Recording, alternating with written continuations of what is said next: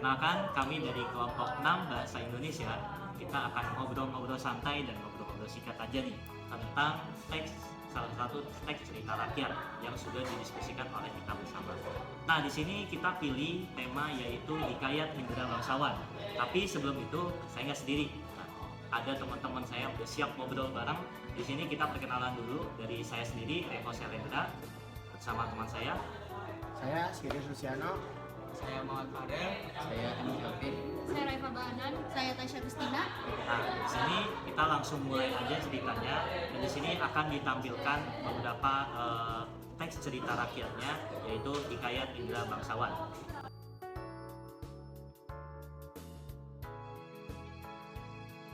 Oke, jadi singkatnya kalau dari sinopsis mengisahkan ada dua anak raja gitu, dan raja ini terdapat konflik yang dimana dua anak raja ini harus menyelesaikannya.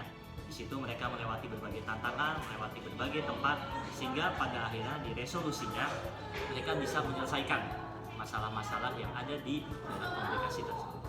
Nah, itu singkatnya atau sinopsis dari hikayat teks rakyat. Nah, di sini kita mau ngobrol-ngobrol nih. Kalau hikayat itu kan ada intrinsik ya. Nah, kalau intrinsik itu salah satunya kalau nggak salah ada tema, terus ada amanat juga. Nah, tadi kan udah kita lihat nih singkat-singkat hikayatnya seperti apa. Nah, mungkin teman-teman tahu amanat yang di cerita itu tuh apa sih? Mungkin dari siapapun salah satu. Ada yang tahu amanat? Jadi saya mau menjelaskan tentang amanat. Apa itu sebagai amanatnya? Sebagai seorang pribadi harus bisa bijak dalam menentukan pilihan atau keputusan, rela berkorban demi sebuah kebaikan, dan memiliki pendirian yang kuat dalam menghadapi berbagai situasi kehidupan. Ya, jadi sama ya kayak cerita hikayat pada umumnya, memang sifat seorang raja atau sifat seorang anak raja yang punya karakteristik seorang pemberani. Tapi biasanya juga pasti ada penopangnya sih. Kalau boleh tahu, emang penopangnya ada siapa-siapa aja kalau boleh tahu? Oh iya. Kalau penopang itu kan ada 5. Pertama ada Raja Indra Bungsu, raja yang penuh kasih sayang. Habis itu ada Syahperit, anak raja yang pemberani. Habis itu yang ketiga ada Indra Bangsawan, anak raja yang pemberani. Buraksa, subjek yang antagonis, dan nenek raksasa, penolong dan ramah membantu. Wah, berarti udah masuk tokoh sama penokohannya ya. Berarti udah lengkap tuh. Kira-kira ada beberapa tokoh yang disebutkan sebagai inti dalam cerita itu beserta penokohannya. Nah, terus kalau di hikayat itu kan memang selain dua itu tadi ada latar hujan ya. Tapi kita bisa lanjutkan. Nah, di sini kita ada latar kan. Latar itu kebagi 3 jenis, 4 latar waktu sama suasana. Nah, saya agak lupa, mungkin dari kalian ada yang tahu kan latar-latar itu apa sih? Kalau Gavin? kalau saya kalau latar tempat itu ada waktunya tuh suasana. Terus kalau tempat itu ada istana raja, padang gurun, hutan lima dan gua. Terus kalau waktu adanya periode waktu yang cukup panjang. Terus kalau suasana itu kayak ada menegangkan, ada bahagia juga sih. Berarti memang nyambung ya, karena hikayat itu tadi ada komplikasinya, ada pembukanya juga yang memang menenangkan di awal dan menenangkan juga di akhir cerita. Jangan lupa sama sudut pandangnya. Sudut pandang. Oh iya, nah hikayat itu kan ada beberapa sudut pandang. Di sini salah satunya yang umum kayaknya orang ketiga ya. Karena kalau orang ketiga itu kita mengetahui perilakunya mereka. Dari nama tokonya dan kata-katanya sih. Ya, kata-kata itu biasanya nggak luput dari dia sama kata mereka, kayak gitu. Terus apa lagi ya? Oh iya, aku mau nanya kalau nilai-nilai ada kalau betul Hikayat ya? Oh ya, karena hikayat kayaknya ada nilai di hikayat itu, salah satunya ada 4. Itu ada nilai agama, ada nilai sosial, nilai edukasi, sama moral. Nah, kalau agama itu mungkin sempat disinggung, pokoknya ada seorang saudagar yang memohon kepada Tuhan. Nah, untuk ya diharapkan mendapatkan rezeki yang berkah, jadi mudahkanlah usaha. Nah, itu juga salah satu masuk ke nilai agama yang dimana kita memohon nih, kita tidak sendiri, kita bersama Tuhan yang Maha Esa. Terus juga ada nilai sosialnya. Nah, dari peristiwa dua anak raja tadi yang saya singgung di awal, yang mencari ayahnya atau menyelesaikan masalahnya dengan proses tuh mereka melewati sesuatu, melewati tempat, nah itu juga nilai sosial. Dan interaksi antar dua anak raja itu beserta interaksi dengan lainnya, alam, itu juga masuk ke nilai sosial. Terus ada nilai edukasinya. Di sini sempat disinggung, ada anak-anak saudagar yang dikasih pendidikan agama, tadi masuk dari agama dan ilmu senjata.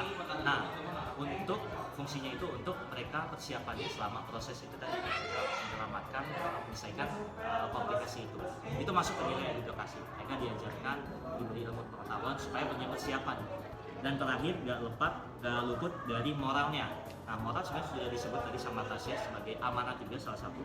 Intinya ya apa? Membantu bijak dalam melakukan pilihan dan segala macam itu masuk ke dalam nilai-nilai itu sih. Berarti udah lengkap kayaknya ya. Ada yang kurang ya? Ada yang kurang. Kurang. Udah kan intrinsik sama nilai, ada lagi? Apa tuh? Apa tuh? Itu nilai dalam hikayat itu masih relevan dan digunakan dalam kehidupan sehari-hari, juga seperti nilai agama, sosial, dan edukasi. Berarti kalau nilai di hikayat masih relevan sampai sekarang. Iya sih, karena tadi mungkin udah saya sebutin ya nilai-nilainya dan itu masih kita jalankan sampai sekarang. Nilai agamanya ada, nilai sosialnya juga kita jalanin sampai sekarang prosesnya. Berarti udah cukup Pak, kalau gitu. Kalau ini udah relevan. Masih ada yang kurang. Apa? Apa ya? Kalau relevan, oh berarti upayanya ada dong buat mempertahankan. Oh iya, upaya. Iya, upaya mempertahankan itu. Kira-kira apa upayanya atau caranya? Menurut saya nilai itu akan selalu relevan karena nilai dalam hikayat itu bersifat selamanya dan tak akan pernah kecuali ada suatu hal yang bisa merubah kondisi itu. Oh, berarti kalau dari pandanganmu nilai ini masih akan tetap selamanya ada gitu ya? Ya. Benar sih, karena kalau dari pemikiran saya juga kalau nilai itu kan dari tadi nilai yang ada di hikayat ini sebenarnya masih relevan, bahkan tahun milenial, tahun Gen Z kita sekarang, anak muda itu masih perlu dan masih diterapkan nilai-nilai moral. Itu kayaknya. Terus Kesimpulan ada nggak?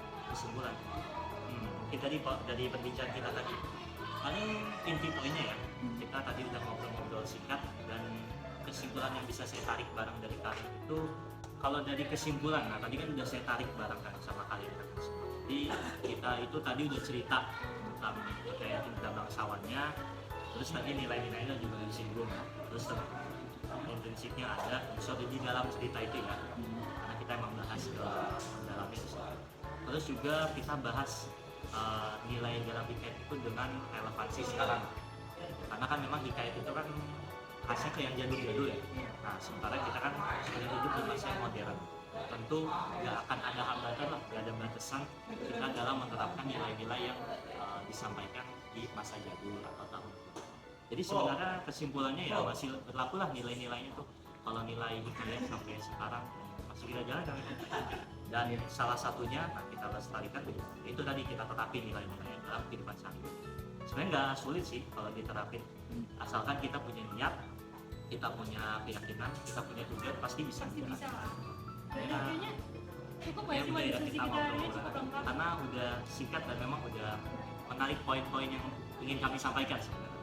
Tadi sih kayaknya ada relevansinya dengan sekarang dan apakah nilai itu bisa diubah atau enggak sudah kita bahas juga. Jadi mungkin sampai situ aja buat perbincangan kita hari ini. Kami dari kelompok 6 terima kasih sudah mau mendengarkan video perbincangan kami. Saya pamit undur diri. Assalamualaikum warahmatullahi wabarakatuh.